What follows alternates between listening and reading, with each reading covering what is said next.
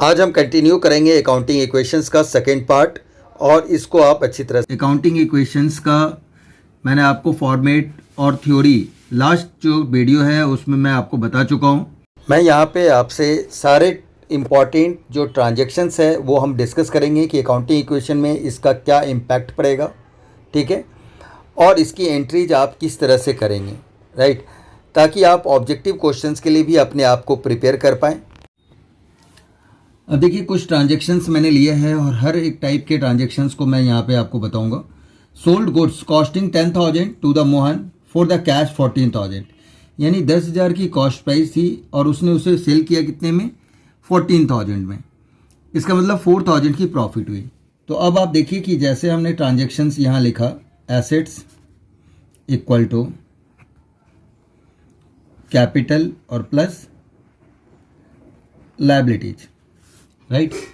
तो एसेट्स में आपका क्या है, जब आप गुड्स बेचते हो तो आपका स्टॉक होगा, स्टॉक आपकी क्या हो जाएगी, डिक्रीज हो जाएगी। तो स्टॉक आप क्या करोगे, माइनस, ठीक है। कैश आ रहा है क्योंकि आप बेच रहे हो तो कैश आएगा आपके पास, तो कैश आपका क्या हो जाएगा, प्लस। तो 14,000 आपने प्लस में लिखना है, ठीक है। ये प्लस माइनस माइनस होगा, इसलिए ये ब्रैकेट का मतलब माइनस का साइन हमने दिया है, ठीक है। तो ब्रैकेट भी दिखा सकते हो और चाहो तो आप माइनस भी लिख सकते हो, दोनों ही काम हो सकता है। अब देखिए आपकी 10,000 का गुड्स था, आपने सेल किया 14 में, 4,000 का प्रॉफिट हुआ और प्रॉफिट आपकी कैपिटल को इंक्रीज करता है। क्या करता है, प्रॉफिट कैपिटल को इंक्रीज करता है और लायबिलिटीज पे कोई इंपैक्ट नहीं पड़ेगा, तो वहाँ जीरो हो जाएगा। अब आप देखें तो दोनों साइड देखें आप तो इक्वल आ रहा होगा, ठीक है। यहाँ भी 14 तो ये 4,000 प्लस में है और इधर भी 4,000 प्लस में है। तो यही अकाउंटिंग इक्वेशंस को हमेशा बैलेंस वाली बात रखेंगे हम, कि जितना आपका LHS होगा उतना ही आपका RHS होगा, ठीक है। यानी assets equal to capital plus liabilities. अब आते हैं एक दूसरे तरह का क्वेश्चंस जिसमें आपका assets equal to capital plus liabilities. अब देखिए सोल्ड आपने किया, कॉस्टिंग थी कितनी, 15,000। सबसे पहले तो आप अगर कोई गुड्स बेच रहे हो तो 15,000 आपका कॉस्ट प्राइस है, यानी कि गुड्स उतने का डिक्रीज हो गया क्योंकि आप बेच रहे हो तो उतने का गुड्स आपके पास से जा रहा है। 18,000 आया जिसमें से आपने कैश में 6,000 लिया, इसका मतलब 12,000 आपका क्या है, क्रेडिट ट्रांजेक्शन है। जब कोई चीज़ आप बेचते हो किसी को क्रेडिट पे तो वो आपका डेटर्स कहलाता है। क्या कहलाता है, डेटर्स। डेटर्स आपका क्या हो जाएगा और यहाँ पे आपका आ जाएगा कैश। तो 6,000 आपके पास कैश आ रहा है, ठीक है। 15,000 की गुड्स आपके पास से चली गई तो स्टॉक आपका डिक्रीज हो गया और डेटर्स आपका कितना हो गया, 12,000, क्योंकि 18 में से 6 माइनस करेंगे तो 12 का आपका देश है। अब आपको देखना है कि इसमें जब आप सेल कर रहे हो तो प्रॉफिट हो रहा है या लॉस हो रहा है। तो 15 की चीज़ अगर आप 18 में बेच रहे हो तो 3,000 की प्रॉफिट हो गया, तो प्रॉफिट आपकी कैपिटल को क्या करेगा, इंक्रीज कर देगा और नो इफेक्ट ऑन लायबिलिटीज। अब आप देखें तो दोनों साइड आपका 3,000 प्लस में आ रहा है, राइट। तो इसका मतलब आपके अकाउंटिंग इक्वेशन बिल्कुल करेक्ट है। अब जो मैं बता रहा हूँ वो थोड़ा आप ध्यान से देखें, ये आपको मैं कह सकता हूँ कि बच्चों की प्रॉब्लम्स आती है, ठीक है। तो इसलिए इस पॉइंट्स को आप ध्यान से देखें। एसेट्स का हम ज़्यादा स्पेस लेंगे, कैपिटल और प्लस लायबिलिटीज। अब देखिए आप, sold goods costing this on the credit and costing this for the both on. इसको समझाने के लिए मैं थोड़ा सा आपको एक और चीज़ आपको बताना चाहूँ कि आपका टोटल अगर हम बात करें तो 10,000 का आपका जो है सो कैश में जा रहा है और क्रेडिट ट्रांजैक्शंस के लिए गुड्स को कितने में हम बेच रहे हैं, 15,000 का हम तो सेल कर रहे हैं, यानी ये किसकी कॉस्ट प्राइस है। 20% दोनों पे ही, both at a profit is 20%, दोनों पे 20% का आपको प्रॉफिट लग रहा है, यानी 20% आपका प्रॉफिट है। प्रॉफिट को हम ऐड करते हैं, 10,000 का 20% 2,000 होगा और 15,000 का 20% 3,000 होगा।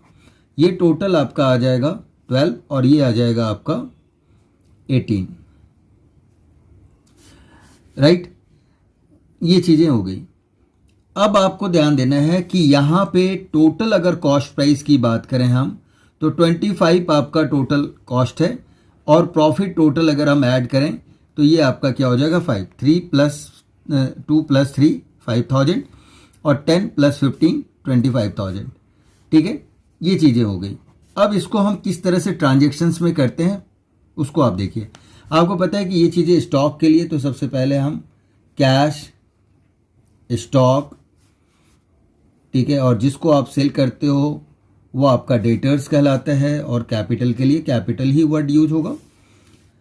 कैश कितना आ रहा है आपके पास, सेल करने पे कितना कैश आ रहा है टोटल 12,000, तो आप 12,000 लिख दें। गुड्स आपके पास से कितना जा रहा है, अगर हम टोटल देखें तो टोटल आपका 25,000 का गुड्स आपके पास से जा रहा है, तो माइनस कर देंगे आप गुड्स, क्योंकि आपके पास से जा रहा है गुड्स, सेल कर रहे हो तो गुड्स जाएगा ना, तो माइनस हो जाएगा। क्रेडिट पे कितना आपने सेल किया 18,000 में, तो 18,000 आपका डेटर्स हो गया, सिंपल है। और टोटल प्रॉफिट 2 प्लस 3 टोटल कितना आ रहा है प्रॉफिट 5, तो 5,000 आपकी कैपिटल को इंक्रीज करेगा। No effect on liabilities. तो आई थिंक ये जो ट्रांजेक्शन्स है ये आपको क्लियर हो गया होगा। ठीक है, अगर आप दोनों साइड आप देखें तो इधर भी पॉजिटिव 5,000 आ रहा है, क्योंकि 30 में से 25 गया 5, और इधर भी आपका 5 आ रहा है, तो LHS इक्वल टू RHS आपका बिल्कुल करेक्ट है, राइट। तो अब और भी कुछ ट्रांजेक्शन्स हम लेते हैं। अब हमने परचेज किया गुड्स हम परचेज कर रहे हैं कैश में, एंड ऑन क्रेडिट 30,000, कैश में भी परचेज कर रहे हैं गुड्स और क्रेडिट में भी परचेज कर रहे हैं गुड्स, तो क्या इम्पैक्ट होगा, एसेट्स, कैपिटल और प्लस लायबिलिटीज। अब मैं शॉर्ट फॉर्म लिख रहा हूँ, देखिए। जब आप गुड्स परचेज करते हो तो सबसे पहले ये कैश है तो कैश होगा, स्टॉक, राइट, और कैपिटल, और जब आप क्रेडिट पे अगर आप परचेज करते हो तो आपका एक वर्ड और आ जाता है क्रेडिटर्स। अब देखिए, जब आप गुड्स परचेज कर रहे हो, कैश में करो या क्रेडिट में करो, टोटल गुड्स आपके पास आ कितना रहा है 50,000, तो 50,000 का स्टॉक आपका इंक्रीज हो जाएगा, राइट। और जब आप कैश में परचेज करते हो तो कैश इतना आपका 20,000 डिक्रीज हो जाएगा, तो माइनस के लिए हमने कहा था ब्रैकेट का यूज करेंगे हम, राइट। और क्रेडिट पे आपने कितना गुड्स लिया उतने का आपका क्रेडिटर्स आपका इंक्रीज हो जाएगा, क्योंकि इतनी आपकी लायबिलिटीज है, we have to pay in after some times, right, यानी कुछ दिनों के बाद आपको पे करना है, तो ये आपकी क्रेडिटर्स है यानी लायबिलिटीज हो जाती है। अगर आप देखें तो दोनों साइड आपका क्या आ रहा है, इक्वल आ रहा है, पॉजिटिव 30,000 आ रहा है, राइट। नेक्स्ट आपका एक साथ ही मैंने दो ट्रांजेक्शन्स लिए हैं, इसको आप देखिए, एसेट्स, कैपिटल और प्लस लायबिलिटीज। देखिए आप, जब हम फर्नीचर परचेज करते हैं कैश में तो क्या होता है, 5th पॉइंट के लिए यहाँ पे हमने कैश लिखा, और फर्नीचर हमारा एसेट्स है, तो एसेट्स में ही एक अलग से कॉलम हम कर लेंगे, कैपिटल के लिए यही होगा, और अगर कोई लायबिलिटीज होती है तो हम देख लेंगे। अब देखिए आप, सबसे पहले हम 5th का कर रहे हैं, तो फर्नीचर हमारे पास आ रहा है और कैश जा रहा है, क्योंकि परचेज जब आप फर्नीचर करते हो तो फर्नीचर आपके पास बिजनेस में आ रहा है, तो पॉजिटिव होगा, फर्नीचर इतने का 5,000 का आ गया, और कैश आपके पास से जाएगा तो कैश आपका क्या हो जाएगा, डिक्रीज हो जाएगा। No impact on other transactions. अब देखिए आप, दोनों साइड जीरो हो रहा है, राइट, प्लस माइनस जीरो हो गया और इधर भी जीरो हो गया। 6th पॉइंट का क्या होगा, withdraw cash for the personal use from bank. Bank से अगर आप पर्सनल यूज के लिए निकालते हो, और ये क्या निकाल रहा है, कैश, ये ध्यान रखें, कैश अगर निकाल रहा है तो कैश ही आपका डिक्रीज होगा 2,000 का, और कैपिटल भी डिक्रीज होगा 2,000 का, क्योंकि इतने का आपका ड्राइंग्स हो गया, तो कैपिटल और कैश दोनों ही आपका सेम अमाउंट से माइनस कर देंगे हम, ठीक है। अदर ट्रांजेक्शन्स पे कोई इम्पैक्ट नहीं आएगा, क्लियर है। जब भी पर्सनल यूज के लिए आप करते हैं कैश, तो इस तरह से आपका हो जाता है। अब आगे और भी कुछ ट्रांजेक्शन्स हम लेते हैं, देखिए।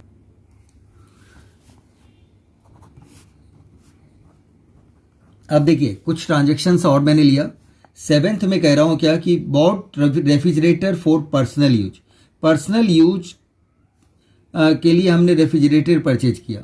यहाँ ये नहीं लिखा हुआ कि हमने कहाँ से विड्रॉ किया। तो जब भी कोई ट्रांजेक्शन हो तो बाय डिफ़ॉल्ट आप समझें कि वो आपके बिजनेस से ही विड्रॉ किया जा रहा है, राइट, अमाउंट को। तो बिजनेस से अगर विड्रॉ करते हैं हम पर्सनल यूज के लिए, रेफ्रिजरेटर के लिए, तो आपका क्या इम्पैक्ट होगा। तो देखिए आप कैश, ये आपका कैपिटल और लायबिलिटीज का अगर कुछ होगा तो हम देख लेंगे, अभी तो नहीं है। अब देखिए आप पर्सनल यूज के लिए अगर आप रेफ्रिजरेटर परचेज करने के लिए करते हो तो आप कैश विड्रॉ करते हो, तो कैश आपका माइनस होता है और कैपिटल भी माइनस होता है क्योंकि ये ड्राइंग्स हो गया, ठीक है। लायबिलिटीज पे कोई इम्पैक्ट नहीं। तो ये तो आपका जो पॉइंट है वो आपका 7th हो रहा है। और 8th की अगर हम बात करें तो took goods for business for the personal use 10,000। जब भी गुड्स की बात आएगा तो हम स्टॉक वर्ड यूज करेंगे, तो इसमें तो कोई इम्पैक्ट नहीं था, तो वहाँ पे आप 0 कर दीजिए। गुड्स आपका जा रहा है पर्सनल यूज के लिए, तो गुड्स आपका डिक्रीज हो जाएगा उतने का, क्योंकि बिजनेस से गुड्स आपके पास, बिजनेस से इतना गुड्स निकल रहा है, तो बिजनेस से गुड्स निकल रहा है, इसका मतलब बिजनेस से गुड्स इतना माइनस हो रहा है। और आप पर्सनल यूज के लिए ले जा रहे हैं तो आपके कैपिटल को भी हम क्या करेंगे, सेम अमाउंट से डिक्रीज कर देंगे, राइट। तो यहाँ स्टॉक, क्योंकि गुड्स आपका हो रहा है तो goods from the business, business से हम गुड्स निकाल रहे हैं तो गुड्स यानी स्टॉक आपका डिक्रीज होगा, और पर्सनल यूज के लिए है इसलिए कैपिटल भी आपका डिक्रीज हो गया। तो दोनों साइड आप देखिए कि माइनस हो रहा है सेम अमाउंट से। कैश अगर विड्रॉ कर रहे हो किसी भी पर्सनल यूज के लिए, तो आपका ये नहीं है कि क्या परचेज करने के लिए कर रहे हो, कुछ भी आप पर्सनल यूज को परचेज करने के लिए कर रहे हो तो वहाँ पे रेफ्रिजरेटर नहीं आएगा। कैश आप विड्रॉ कर रहे हो, या वो रेफ्रिजरेटर परचेज करो, कार परचेज करो, बाइक परचेज करो, एनीथिंग, तो आपका कैश और कैपिटल दोनों ही डिक्रीज हो जाएगा जब भी अगर इस तरह की वर्ड रहे। और कुछ भी साइलेंट है कि किससे किया तो आपका बाय डिफ़ॉल्ट कैश होता है, राइट। अब नेक्स्ट ट्रांजेक्शन्स पे हम आते हैं। Purchase a building from the Sonam for 12 lakh, paid by taking a loan from SBI 10 lakh. 10 lakh का हमने लोन लिया, राइट। तो 10 लाख हमने लोन लिया और टोटल हमने बिल्डिंग परचेज किया 12 लाख का। इसका मतलब 2 लाख रुपीस हमने क्या दिया। वो तो बाय डिफ़ॉल्ट जब भी आप कुछ परचेज वगैरह करते हो, ठीक है, और बैंक से कुछ लोन लेते हो तो आपको बैंक के थ्रू ही जो कैश है वो आपको पे करना पड़ता है, ठीक है। तो आप ये याद रखें कि यहाँ पे आपका आ जाएगा बैंक, दूसरा आपके पास बिल्डिंग आप परचेज कर रहे हो तो बिल्डिंग आपकी इंक्रीज हो जाएगी, राइट, और कैपिटल का कैपिटल ही रहेगा, ठीक है। लायबिलिटीज में आ जाएगा आपका लोन फ्रॉम SBI। SBI से आप क्या ले रहे हो, लोन ले रहे हो, तो लोन फ्रॉम SBI। तो अब इसको देखिए आप किस तरह से करते हैं हम। 12 लाख का आपका बिल्डिंग है, तो बिल्डिंग का मतलब 12 लाख का बिल्डिंग आप परचेज कर रहे हो तो आपका 12 लाख का बिल्डिंग इंक्रीज हो जाएगा, राइट। लोन कितना ले रहे हो आप, 10 लाख का, तो 10 लाख आपका लायबिलिटीज इंक्रीज हो जाएगी, यानी लोन फ्रॉम एसिंग वगैरह लेते हैं या कोई भी फिक्स्ड एसेट्स लेते हैं, और अगर हम लोन लेते हैं तो हमारा बैंक से ही आप करो, ज़्यादा बेटर है, क्योंकि बैंक के थ्रू ही आपका वैलिड माना जाता है, ठीक है। तो 2 लाख रुपीस आप बैंक में से माइनस कर देंगे। अगर अब हम देखें तो दोनों साइड आपका इक्वल आ रहा है, कैपिटल पे कोई इम्पैक्ट नहीं होगा। इसी से रिलेटेड एक और पॉइंट्स आ जाता है कि paid interest on loan 20,000 and instalment 1 lakh. आप इंस्टॉलमेंट 1 लाख रुपीस आप पे कर रहे हो, जबकि उसमें इंटरेस्ट ऑन लोन आपका कितना पे कर रहे हो आप, 20,000 का इंटरेस्ट ऑन लोन पे कर रहे हो। तो जब आप लोन आप पे करते हो टोटल, तो कितना आपका हो रहा है, इंटरेस्ट आपका 20 और 1 लाख का इंस्टॉलमेंट, यानी टोटल जो आप पे कर रहे हो 1,20,000, यानी 1,20,000 आप का बैंक डिक्रीज हो जाएगा। और लोन आपका इंस्टॉलमेंट कितने का जा रहा है, 1 लाख का, तो 1 लाख आपका लोन फ्रॉम SBI आपका डिक्रीज हो जाएगा। और जो 20,000 है वो आपका इंटरेस्ट है, और इंटरेस्ट आपके लिए क्या होता है, एक्सपेंस होता है, तो एक्सपेंस आपके कैपिटल को क्या करेगा, डिक्रीज कर देगा, right. No impact on building, building पे कोई फ़र्क नहीं पड़ेगा इस ट्रांजेक्शन्स के लिए। तो ये है आपका 9th का सॉल्यूशन और ये है आपका 10th का सॉल्यूशन। तो आई थिंक ये चीज़ें समझ में आ गई होगी बात आपको कि किस तरह से हमें करना है। Got it? अब देखिए आप नेक्स्ट पॉइंट। अब देखिए आप, purchase goods from Sohan on credit is 1 lakh. जब आप गुड्स परचेज करते हो क्रेडिट पे तो आपका स्टॉक आपका इंक्रीज करता है और लायबिलिटीज भी आपका इंक्रीज करता है, जिसको हम क्रेडिटर्स कहते हैं। जिससे हम परचेज करते हैं क्रेडिट पे वो क्या कहलाता है? Creditor, right. और कैपिटल का ये रहा, तो स्टॉक हो जाएगा। स्टॉक आपका क्या हो रहा है? इंक्रीज करेगा 1 लाख से, तो ये आपका 1 लाख प्लस में होगा। और क्रेडिटर्स भी आपका इंक्रीज करेगा 1 लाख से। No impact on capital. 12th में आपसे कह रहा है कि goods return to Rohan. Rohan को हमने गुड्स रिटर्न कर दिया, रिजेक्ट कर दिया 20,000 का। जब आप गुड्स रिटर्न करते हो तो आपका स्टॉक भी क्या हो रहा है कि सेम 20,000 से डिक्रीज हो जाएगा, क्योंकि आपके पास से जा रहा है, उतना का स्टॉक कम हो गया। ठीक है, कैपिटल पे कोई इम्पैक्ट नहीं होगा और उतने का क्रेडिटर्स भी आपका डिक्रीज हो जाता है, यानी कम हो जाता है।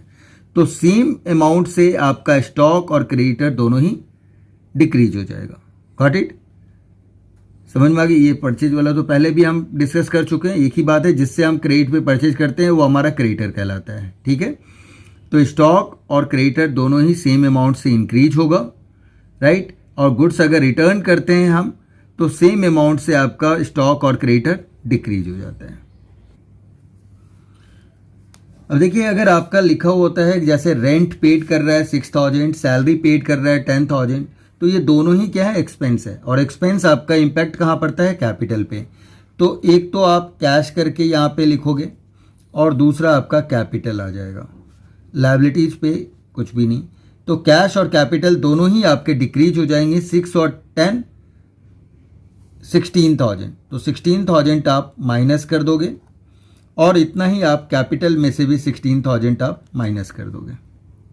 ठीक है, बट अब इसी तरह से मैंने ले लिया सैलरी आउटस्टैंडिंग 2,000 है और रेंट आउटस्टैंडिंग हमारी, यानी कि हमने अभी तक पे नहीं किया, हमें करना है। तो ऐसे कंडीशंस में क्या आता है कि एक तो आपका कैपिटल और दूसरा आपका होता है आउटस्टैंडिंग एक्सपेंसेस। आउटस्टैंडिंग एक्सपेंसेस, ठीक है।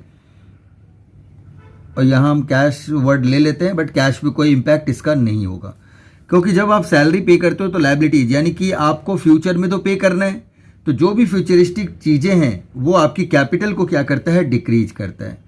तो कैपिटल आपका डिक्रीज हो जाएगा 2 और 1, 3,000 से आप डायरेक्ट ही इसको डिक्रीज कर दीजिए। ठीक है, और लायबिलिटीज आपकी इंक्रीज हो जाएगी, क्योंकि इतना आपको पे करना है, तो इतना का आपका लायबिलिटीज इंक्रीज हो जाएगा। No impact on asset side, right. तो इस तरह से ये आपका आउटस्टैंडिंग वाला पॉइंट भी क्लियर हो गया होगा। और ये थे आपके एक्सपेंसेस वाले पार्ट। एक्सपेंसेस में क्या होता है कि कैश और कैपिटल दोनों ही डिक्रीज हो जाता है। अगर आउटस्टैंडिंग यानी कि we have to pay in future, यानी हमें कुछ दिनों के बाद पे करना होता है फ्यूचर में, तो ऐसे कंडीशंस में हम क्या करते हैं? लायबिलिटीज में आउटस्टैंडिंग एक्सपेंस लिखेंगे और वहाँ आप ऐड करेंगे, क्योंकि उतनी की लायबिलिटीज आपकी इंक्रीज हो गई और इन फ्यूचर आपको पे करना है, इसलिए आपका कैपिटल डिक्रीज हो जाता है। ठीक है, एसेट्स पे कोई इम्पैक्ट इसका नहीं पड़ता। अब देखिए 15th पॉइंट आपका क्या है 15th सॉल्यूशन में, कि एक्रूड इंटरेस्ट आपका दे रखा है 2,000। एक्रूड इंटरेस्ट का मतलब होता है कि हमने अर्न कर लिया है लेकिन अभी तक हमें पैसा मिला नहीं है। ठीक है, मिलेगा। तो आउटस्टैंडिंग इंटरेस्ट भी इसे कहेंगे, इंटरेस्ट रिसिप्ट, या फिर एक्रूड कहेंगे, एक ही बात है। तो ये आपकी एसेट्स होती है, क्योंकि आपको पैसे मिलने हैं। ठीक है, तो ये आपका एक्रूड इंटरेस्ट करके आप एसेट्स में लिखेंगे। ठीक है, यहाँ हम कैश भी वर्ड ले लेते हैं और कैपिटल और जो भी आपका आइटम होगा उसके अकॉर्डिंग करते हैं। देखिए आप, एक्रूड इंटरेस्ट आ रहा है, तो एक्रूड इंटरेस्ट का मतलब हुआ कि हमें अभी पैसा मिला नहीं है, मिलेगा। तो एसेट्स आपका 2,000 से इंक्रीज हो जाता है, कैश पे कोई इम्पैक्ट नहीं पड़ेगा। और कैपिटल भी 2,000 से इंक्रीज होगा, क्योंकि इन फ्यूचर आपको पैसे मिलने हैं।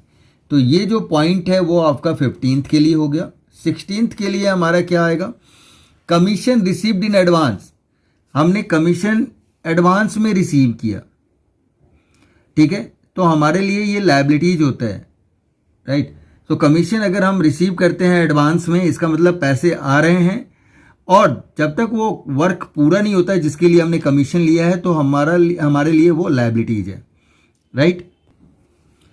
तो हम कैश में पहले तो हम ऐड कर देंगे 20,000, क्योंकि कैश आया हमारे पास, और कमीशन रिसीव्ड इन एडवांस करके हम यहाँ पे कमीशन रिसीव्ड इन एडवांस हमारी लायबिलिटीज हो जाएगी।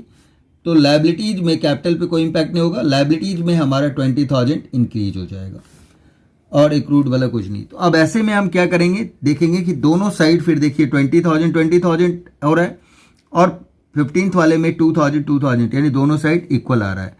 तो LHS इक्वल टू RHS सब सही है, ठीक है। तो ये चीज़ें आपको समझ में आ गई होगी बात, कमीशन रिसीव्ड इन एडवांस का मतलब और एक्रूड इंटरेस्ट का मीनिंग, ठीक है। नेक्स्ट आपका पॉइंट है, अब आप देख सकते हैं कि हमने 17 और 18 दो पॉइंट्स लिया है। इंटरेस्ट ऑन ड्राइंग्स 1,000 है और इंटरेस्ट ऑन कैपिटल आपका 2,000 है। अब आपको बताऊं कि इन दोनों का इम्पैक्ट ओनली कैपिटल पे पड़ेगा, एसेट्स और लायबिलिटीज पे बिल्कुल नहीं होगा, ठीक है। तो देखिए आप क्या इसका इम्पैक्ट क्या पड़ता है। इस जगह पे आप इंटरेस्ट ऑन ड्राइंग्स में 1,000 आप क्या करोगे, ऐड करोगे, और यहीं पे 1,000 आप क्या करेंगे, माइनस करेंगे, किसके लिए, ये है 17 पॉइंट्स, यानी इंटरेस्ट ऑन ड्राइंग्स के लिए, ठीक है। क्योंकि एज ए बिजनेस, सबसे पहले हम बिजनेस के पॉइंट ऑफ व्यू से देखते हैं, तो बिजनेस के पास पैसे आ रहे हैं, तो कैपिटल चार्ज किया जा रहा है, तो आपके पास पैसे आ रहे हैं, तो आप उसको आप दिखाओगे प्लस में, राइट। इसके बाद 1,000 रुपीज़ आप उसकी कैपिटल से ही एडजस्ट करोगे, उससे लेने नहीं जा रहे हैं हम, कैपिटल से ही एडजस्ट कर रहे हैं, तो कैपिटल आपका क्या हो जाएगा, उतने से हम डिक्रीज कर देंगे। No impact on assets and liabilities. अब आते हैं हम 18 पॉइंट्स। 18 में भी एसेट्स पे कोई इम्पैक्ट नहीं होगा। 2,000 आप इंटरेस्ट ऑन कैपिटल, अब कैपिटल पे इंटरेस्ट आप दे रहे हो, एज ए बिजनेस आपको देना पड़ रहा है, तो पहले आप क्या कर रहे हो, उसमें अपने अकाउंट से आप पैसा माइनस करोगे, ठीक है, और उसका कैपिटल यहीं पे है ऑनर का, तो आप उसकी कैपिटल में उसको क्या करोगे, आप ऐड कर दोगे। नो इम्पैक्ट ऑन लायबिलिटीज, ठीक है। तो प्लस माइनस दोनों ही इस कंडीशंस में क्या होगा, कैपिटल के साथ ही होगा, और ये आपका जीरो हो जाएगा। देखिए प्लस और माइनस 1,000 होगा तो क्या हो जाएगा, नील। तो इस तरह से हम इसको शो करते हैं, ठीक है। तो इसका कैपिटल ही इंक्रीज हो रहा है और कैपिटल ही डिक्रीज हो रहा है, राइट। लेकिन ये आपको याद रखना है कि इंटरेस्ट ऑन ड्राइंग्स में पहले आपका ऐड होगा और फिर लेस होगा, और इसमें लेस होगा और ये ऐड होगा। पहले हम बिजनेस के पॉइंट ऑफ व्यू से देखते हैं और फिर आप ऑनर के पॉइंट ऑफ व्यू से देखते हैं, राइट। तो इसके अकॉर्डिंग आप यहाँ पे करेंगे, और दोनों का कैपिटल में ही इसका वर्क होगा, दोनों ही इंक्रीज का, ठीक है। तो और एक दो पॉइंट्स हैं, उसको कर लेते हैं, इसके बाद हम इसे एंड करते हैं। देखिए आप यहाँ पे आपका दे रखा है रिसीव्ड रेंट फ्रॉम टीनेंट, टीनेंट से आप रेंट रिसीव कर रहे हो, तो ये आपके लिए इनकम है, और इनकम है तो क्या होगा, कैश और कैपिटल दोनों ही इंक्रीज हो जाएगा। तो 7,000 हमने अमाउंट लिया है, 7,000 आप कैश में ऐड कर दो और 7,000 आप कैपिटल में ऐड कर दो, राइट। नेक्स्ट आपका 20 में कह रहा है क्या कि received security deposit from tenants is 9,500। Security deposit जब हम लेते हैं तो हमारा टीनेंट से हमने क्या लिया, सिक्योरिटी डिपॉजिट लिया 9,500 का, तो ये हमारा लायबिलिटीज होता है, बिकॉज ये हमें बाद में पे करना पड़ेगा, बाद में लौटाना पड़ेगा हमें, राइट। तो कैश आपका आ रहा है, तो कैश तो आपका 9,500 से ऐड हो जाएगा, कैपिटल पे कोई इम्पैक्ट नहीं होगा, और यह आपका लायबिलिटीज आपकी 9,500 से इंक्रीज होगी, बिकॉज आज जब भी कभी भी टीनेंट आपका रेंट से छोड़ के जाएगा तो उसको आपको ये सिक्योरिटी डिपॉजिट वापस करनी पड़ती है। तो तब जब तक हमारे पास ये होता है, हमारे लिए क्या होता है, ये लायबिलिटीज का होता है, ठीक है। तो इस तरह से इसकी एंट्री हम करते हैं। तो आज के लिए इतना ही। अगर आपको वीडियो अच्छा लगा तो प्लीज़ लाइक करें, शेयर करें और सब्सक्राइब जरूर करें बेटे, ठीक है। और कुछ कमेंट भी अच्छे अच्छे करें ताकि हमें मोटिवेशंस मिले और मैं और भी आपके लिए अच्छे वीडियो बना पाऊँ। Thank you and God bless you.